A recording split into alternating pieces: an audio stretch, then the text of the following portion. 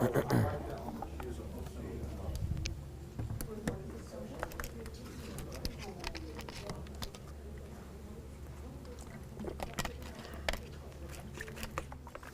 right, I think we'll get started. If a few more trickle in, then that's fine. I just wanted to thank everybody for coming out this morning and joining us. I hope you guys find this educational and informative. If at any point you have any questions, feel free to raise your hand, ask, or wait till the end. I'll do my best to answer whatever questions you might have. My name's Andrew Rogall. I'm a first-year family medicine intern. I work across the street at the LSU residency on Oak Park Boulevard. Today I'm going to talk to you about human papillomavirus, and with an emphasis on the vaccine for it now that we have one that's effective. In order to talk about that, we kind of have to go back to the beginning. I'll tell you what HPV is, how you get HPV, what kind of illnesses it causes, how we screen for it, and then finally how we vaccinate and if that vaccine has been effective or not. So HPV stands for the human papillomavirus, which is kind of a misleading name. It's not actually one virus. It's a group of about 100 to 150 different subtypes of the virus. Okay? There are 4 of main concern, and we'll get into that a little bit later when we talk about the vaccine and the illnesses that it causes.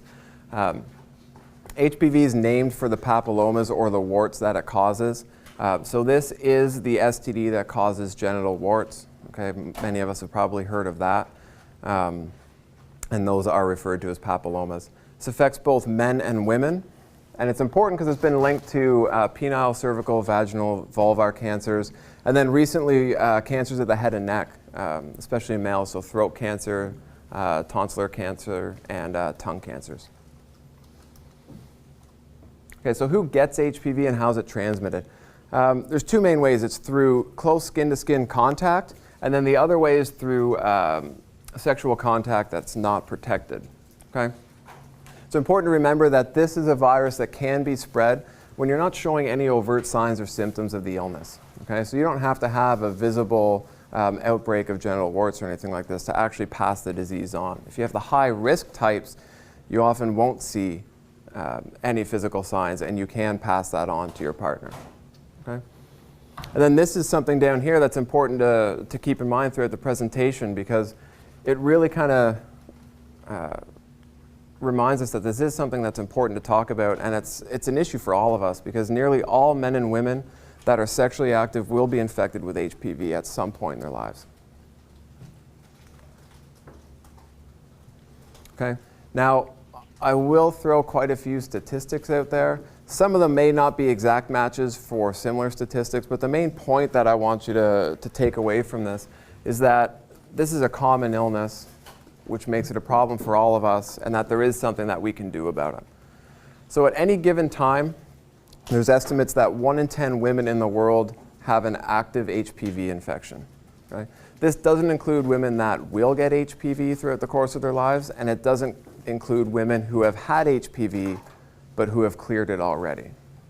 Okay? And then studies done on men, which there aren't a lot of, have shown rates as high as 53% of genital HPV. So that's pretty astonishing. We'll talk about a little bit of epidemiology with this too, and I'll go over some terms and I'll give you a little bit of background so that we're all on the same page and we understand what I'm talking about here. So prevalence is the number of individuals affected by a disease at a given time. If I were to stop time and take a snapshot of everybody in the United States and counted all of the cases of HPV, whether they be new or old, they would all lump into the prevalence. Okay? So if we look at this chart, we'll go through it together, and I think you have that on your slides there. It's a chart that was done in 2013 to 2014. And what it looks at is the prevalence, or the number of cases of HPV in the United States that year. Over here to the far left, we have our total population, and then it breaks it down by race and sex. So we have non-Hispanic Asians, we have Caucasians here, African Americans, and then to the far right, Hispanics. And then with each group, it's broken down into total population, men and women. So these dark blue bars are the total population. The light bars in the middle are the number of men within that population that have HPV. And the green bars are women within that population that have HPV. So we can see off the bat that it's more common in African Americans, but both Caucasians and Hispanics are right behind them, and they have about equal rates. Okay? The other thing to take away from this is that men and women have similar rates within each race. Okay? Now, most of what I'm going to talk about is in women because that's where a majority of the research has been done, but that doesn't necessarily mean that men don't get this as often as women do. It's just the sequelae, or what they end up getting from HPV, doesn't happen as often in men, but they are infected, and that'll become important when we talk about the vaccine. Okay? Now, how does HPV compare to other STIs or other STDs? STIs are sexually transmitted infections. We used to call them STDs, sexually transmitted diseases, but that term's kind of gone by the wayside now, and we call them STIs. Okay, so this is done in 2008. I couldn't find any more recent data than that, but this looks at all of the main STDs. So here we have syphilis, gonorrhea, Hep B, HIV, chlamydia, trichomonas, herpes, and over here to the far right, that giant bar is HPV. Okay, so you see just by looking at it that it's much more common than all these other STDs. In 2008, there were about 110 million cases of ongoing STDs that year. 79 million of them were HPV. Okay, so 70% of all of the STDs in the country in 2008 were HPV. Okay, and this graph looks at incidence. If prevalence is the total number of cases at a given time, that snapshot in time, then incidence is the number of new cases over a certain amount of time. Okay, in this graph, it's going to be a year, and again, it's 2008. Okay, so again, we look at the same STDs: hepatitis B, HIV, syphilis, herpes, gonorrhea, trichomonas, and chlamydia, and then again, HPV is this giant bar. Okay. So in 2008, there were almost 20 million new diagnoses of STDs or STIs in the United States. 14 million of them, again, were HPV. So again, another 70% is our incidence rate. And this graph actually goes farther and breaks it down by age. These purple bars are ages 15 to 24. The green bars on top are 25 plus for the rest of your life. And it's broken down 50-50 between those two groups. Okay? So 50% of the people getting HPV in the year 2008 were in this 9-year span. Okay? If we say 75 is the average lifespan, just as a general number, within the next 50 years you have the same chance of getting HPV as you do from 15 to 24.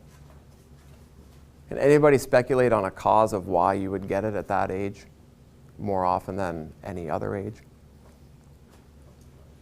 So between the ages of 15 to 24 is when people generally start to become sexually active. Okay? It's also been shown that people between the ages of 15 and 24, their brains aren't fully developed and they increase in more high-risk behavior, whether that's driving without a seatbelt, driving drunk, or having unprotected sex. That puts them into this category. So more risk-taking behavior and unprotected sex, which is a risk factor for HPV, kind of accounts for this higher rate. Okay, so what are the risk factors? I just kind of talked about one of them, but close skin-to-skin contact with an infected individual. Okay, unprotected sexual contact, remember this is an STI. And then again, like I said earlier, but this is an important point to remember, it can be transmitted from the infected individual without any overt signs of the infection. Okay, so again, you don't have to have visible genital warts in order to pass this on. Okay, and some more numbers for you. This is a slightly more recent number than what we just went through, but as of right now, it's estimated that there are 5.5 million new cases of HPV in the USA each year. Okay? Back from 2008, I said that it was 14 million. Okay? So this number actually came out after the HPV vaccine was being given. Okay, we'll talk about this study in the middle here. I'll give you a little bit of background here because this isn't any 16-year-old that they chose. In order to be included in this study, you had to be female, 16 years old, sexually active for at least 2 years, and have a minimum of 4 sexual partners. And if you met those criteria, you were included in this study. And they found when they tested those girls at the beginning of the study, 64% of them had HPV at the time. Okay? When we look at this study, this was in newly enrolled college students. They tested them at the beginning of their college term and then 3 years after. Okay? When they first entered college, 26% of them were positive. They tested them again 3 years later, another 43% on top of that became positive after 3 years. So if we take, of the 74% that weren't positive the first time, 43% of that is roughly 34. Okay? We add the 26 to that and we're at 60%, okay, which is pretty close to the 64% that other study found. So again, pretty high numbers. Now, how common is it in males? Because I've told you a couple times that we don't really study that often because they don't have the same rate of dangerous illnesses after HPV infection. So we tend to study more, we tend to do more studies in females. But again, some studies have estimated that the prevalence of any type of HPV, whether it's high risk or low risk, in males is about 53%.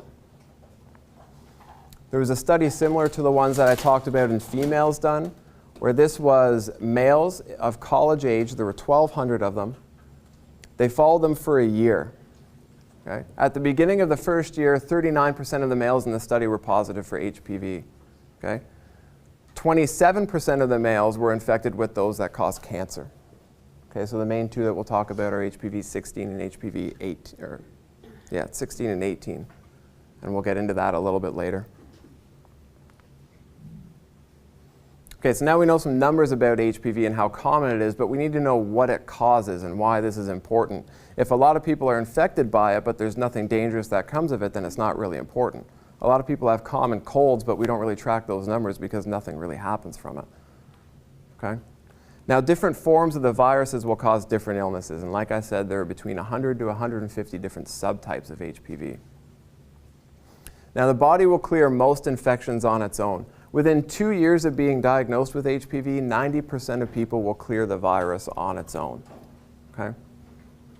Now, I don't want you to think that kind of minimizes the impact that HPV has on the population, thinking that 90% will clear it on its own. Those 10% that remain is still a huge number because there are so many people that are infected by it. Okay? And they do have dangerous illnesses that come from them. Okay, mainly they're split into low-risk groups. The two most common are 6 and 11, and high-risk groups, so 16 and 18. And I bring those 4 up for a reason. We'll talk about them more when we get into discussions about the vaccine. So low-risk HPV. The term's a little bit of a misnomer. It makes you think that these really aren't a problem. But all they're really saying is that it's low risk for the development of cancers after being infected by it. It's not low risk for developing any kind of symptoms. Okay? Now, 6 and 11 and many others are the types of HPV that are responsible for genital warts. So those are the ones that we see most often. Okay? So low risk for cancers, but they do cause genital warts. Genital warts are called condylomata acuminata. That is the scientific term for them. I thought this was a pretty interesting graph. This is from 2014. Okay, and this looks at the number of visits to a primary care doctor for genital warts. Okay, so this goes back on the left-hand side here. You see 100, 200, 300, 400, 500. This is visits in the thousands. So this is actually 100,000 visits, 200,000 visits, 300, 400, and 500,000. Down on the bottom, we go across in years. It starts at 1966 and goes up to 2011 and a little bit beyond. But back in 1966, there were roughly 50,000 visits that year to a primary care doctor for somebody that had genital warts. It increased steadily to 2011 and after to over 400,000 visits in 1 year. Okay, so it's a huge increase over about 45 years. Let's talk about high-risk HPV, types 16 and 18. Okay? These are the types that have the highest link to cervical cancer, anal cancers, penile cancers. Okay? Now, HPV can lay dormant for many years before it becomes symptomatic. All right? And that's kind of the problem, is that you can be infected with this and have no overt symptoms and never know. Okay? By the time you start having symptoms from any of the cancers that this is going to cause, it's likely pretty advanced. All right? And there's no way for us to predict of the individuals infected with these who's going to develop cancers. Okay? Obviously, people who smoke, people who have a genetic predisposition, they are a little bit more likely. But other than that, we can't look at somebody and say, hey, you have this, and that makes you a little bit more likely to develop cancer from this. Okay, and again, it doesn't cause cancer immediately. It's a slow-growing process, and we'll talk about that more when we talk about screening, because it has an impact on who we screen and when we screen them. Okay. Again, some more numbers. Each year, there are roughly almost 39,000 cancers diagnosed in areas of the body where HPV is found. Okay, again, that's vagina, vulva, cervix, anus, rectum, tongue, throat, and tonsils. Okay. Of those cases, HPV is responsible for about 31,500 cases. So a huge majority of the cases are caused by HPV. The most common site in women is the cervix.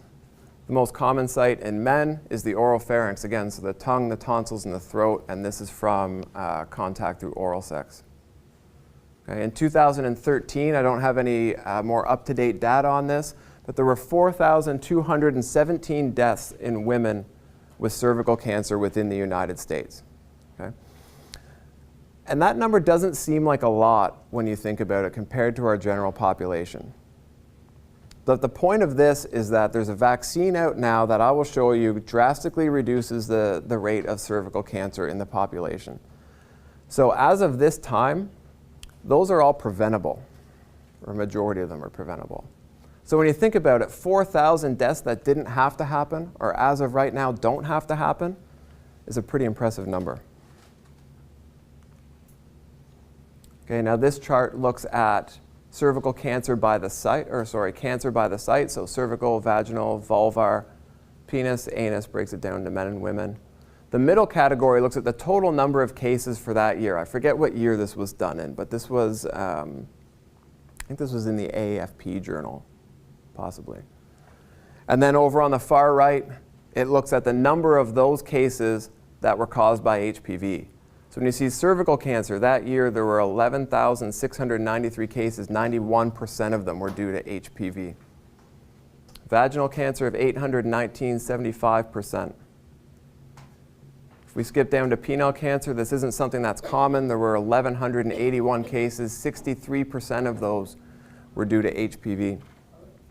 When we go down to anal cancer, between men and women, there were 5,229 cases. Again, 91% of those were due to HPV.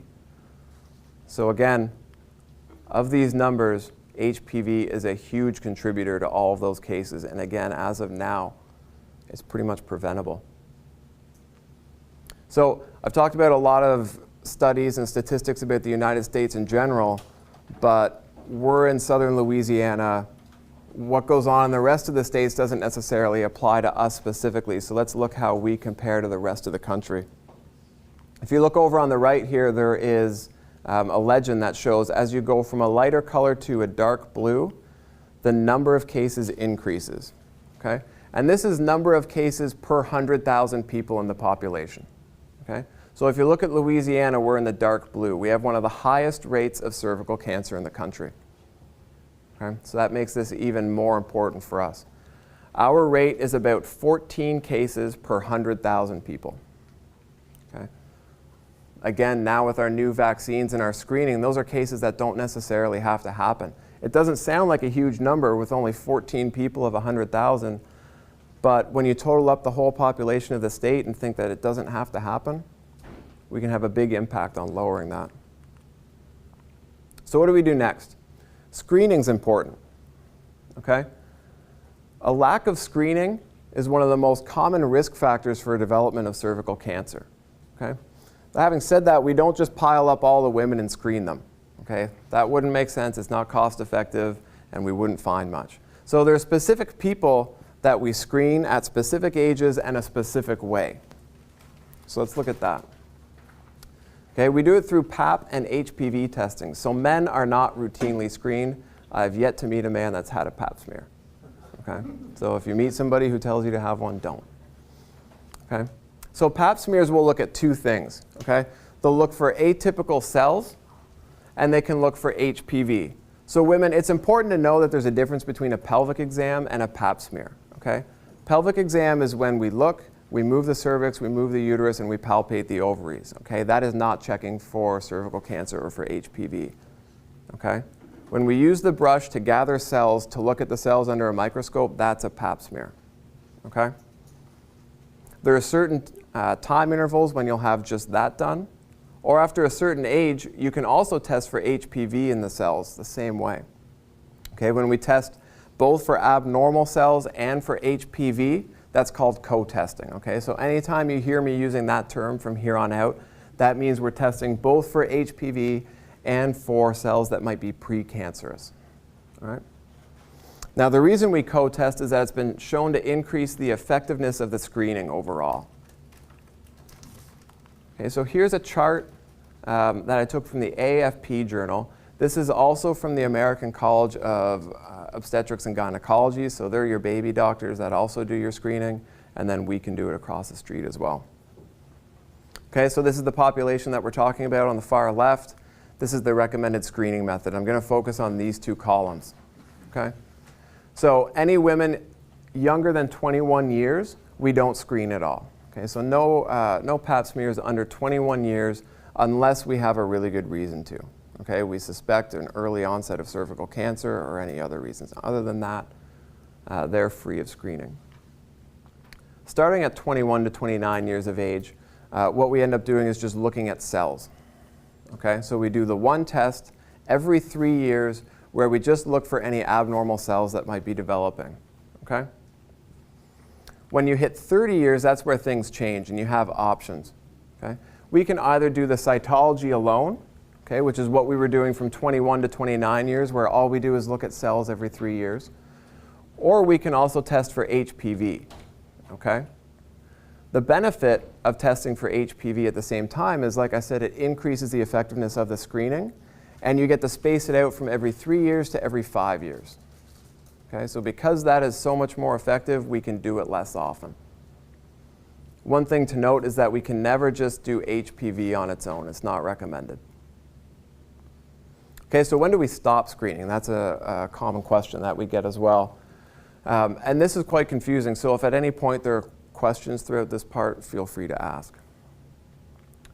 When you become 65, if you're doing the testing only for abnormal cells every 3 years, when you have had 3 negative pap smears in the last 10 years, that's when we'll stop after the age of 65. If you're doing the co-testing, where it's HPV and cytology, looking for abnormal cells, if you've had 2 negative tests within the last 10 years, and the most recent test is within the last 5 years, then you can stop. Okay? Any questions about that? Okay. So let's talk about the vaccine. And this is why I keep talking about types 6, 11, 16, and 18. Okay? So this is the Gardasil vaccine. It's the most common one that came out in 2006. It's called a quadrivalent vaccine because it vaccinates against 4 different subtypes of HPV.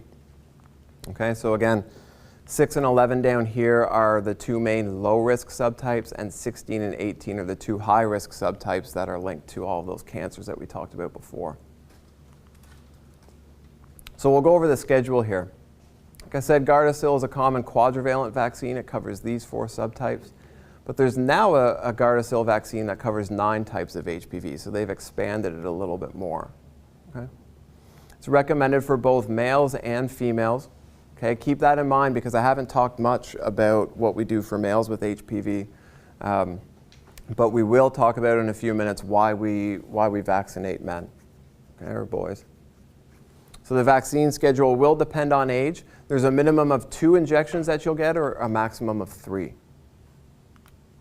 Okay? The vaccine's approved for females age 9 to 26 and males age 9 to 21. Okay? We usually recommend that you start that vaccine and get your first dose between 11 and 12 years old. Okay, again, this part's kind of confusing, so if you have questions, feel free to stop. But if you start before 15 years old, you get your first dose, you get a second dose 6 to 12 months later, and then that's it. Okay, if you turn 15 after your first dose, you still only need 1 more dose. Okay? If the first dose is after 15 years old, you get a second dose 1 to 2 months later, and then you get your third dose 6 months after the initial dose. Okay, so now you're up to 3 within the first 6 months. There are some special considerations for us to go over. Many patients often miss doses, so parents are busy, kids are busy these days. We can't always get into the doctor on time. So what happens if we miss a dose of the vaccine? Studies have shown that there's no need to restart the whole series. So if you go 8 months, 13 months, 2 years after your first dose, it doesn't show that there's much benefit to restarting, unless it's in a sexually active teen. Okay, we still wouldn't restart, but there is evidence that if you miss a dose in a sexually active teen and they get it late, it will still be effective, but it might decrease the efficacy of the vaccine. Okay, so you might be at a slightly higher risk than somebody who didn't miss the doses. And then regardless of age, patients with immunodeficiencies like cancer, organ transplants, okay, they should all receive 3 doses no matter what, whether they're before 15 or they're after 15. Okay? What are the side effects of the vaccine? That's a good question. So there's not that many side effects of the vaccine. It would be the side effects of any typical injection. So you might get pain and redness at the site. Okay? It's been linked to fever, headaches, nausea, but they're relatively short-lived. Okay, probably within the first couple of days of actually having the vaccine, and they're very mild. Okay, for the most part, most people will get these vaccines without side effects. Okay. So does it work? Obviously it does, or we wouldn't be having this topic. Okay, but I'll go over some of the data that proves that it works. So this came out in 2006. There was a study done in 2010, so 4 years after the vaccine was recommended, that showed that the vaccine dropped the rates of HPV in teen girls by 56%, so it cut them in half. Okay, other studies have shown that the rates have decreased similarly in women in their early 20s, so that's that group of new college students that we talked about earlier. Okay, the rates of genital warts have decreased in teenagers since the vaccine was introduced as well. I couldn't find any hard numbers that showed where we're at now, but that has dropped off as well. Okay, 2 more studies for us to talk about. This one took 17,000 young females that had not been vaccinated and not exposed to HPV. Okay? They vaccinated them and followed them for a number of years. Okay? That vaccine decreased any precancerous lesions by 97 to 100%. So it almost wiped out precancerous lesions in 17,000 young females.